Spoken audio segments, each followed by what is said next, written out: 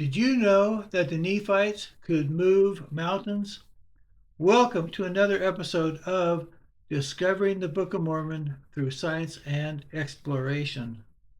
During our tours to Peru, we visit places where monuments stun our guests in disbelief. Among these are the sites of Sacsayhuamán and Ollantaytambo. Our guests ask the local guides, how could the ancient Peruvians have done this? No one has a credible answer. How could the ancient Peruvians have overcome the laws of physics? Again, no logical answers. Take, for example, the giant polygonal stones the Inca somehow transported over hills and through valleys for over 20 miles from their quarries to build the fortress of Sacsayhuamán. Some of the massive rocks weigh upwards of 200 tons, and how could they have placed them so close together that a sheet of paper cannot be placed between the great rocks? The Incas had no steel cables and no heavy cranes of that kind of capacity. To this date, archaeologists and engineers have no credible explanation as to how the Incas achieved such feats. We know that the Egyptians and Mayans could move large stones, but their stones were miniature compared to what the Peruvians achieved. They had the primitive technology and manpower to build their temples and pyramids, but the Incas were on a far higher level. There have been many wild theories as to how the Incas created Sacsayhuamán. They range from the Incas melting stones together using herbs and minerals, to aliens coming from outer space to construct it. One engineer on YouTube claims that the Incas could have dragged the boulders some 20 miles using men and ropes. He claims that 10 men could have pulled 1 ton. That would mean that it took 2,000 men to achieve the feat. Fiber ropes could not have sustained such forces. It would have required steel cables. Once the stones reached Sacsayhuamán, the stones had to be lifted into place. The same engineer claims that since the stones were fitted with perfect exactness, so not even a sheet of paper could be placed between the stones would have had to have been lifted up and down multiple times to check the edges, removing any rough edges, and then to repeat the process. Such precision would require dozens, maybe even hundreds of lifts to perfect the edges.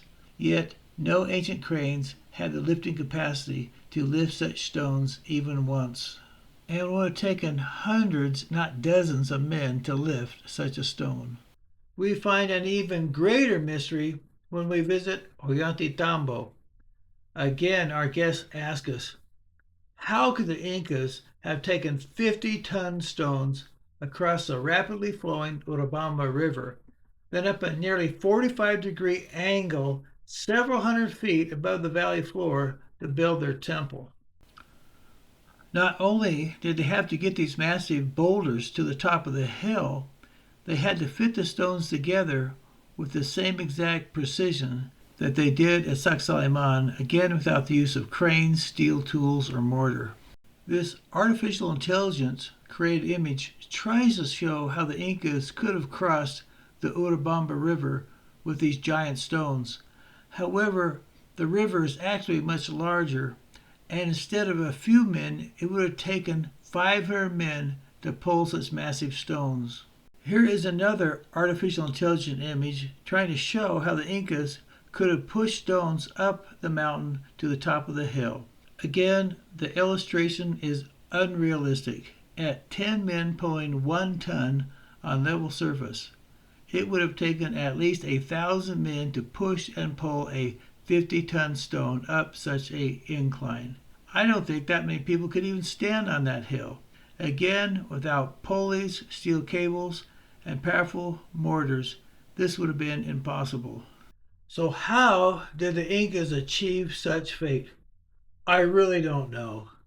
However, the Book of Mormon provides a possible explanation. The Nephites knew how to move mountains.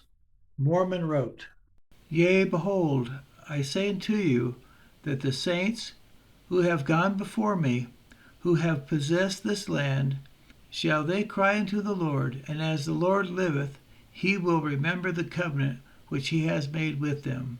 And he knoweth their faith, for in his name they could remove mountains.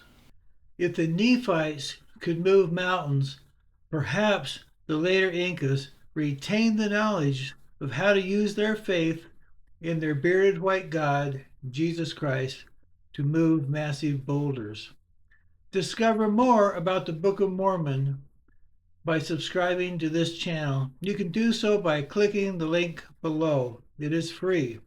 Or you can visit our website, christinperu.com. That's one word, christinperu.com, where you can learn about our books and also learn about our tours to Peru.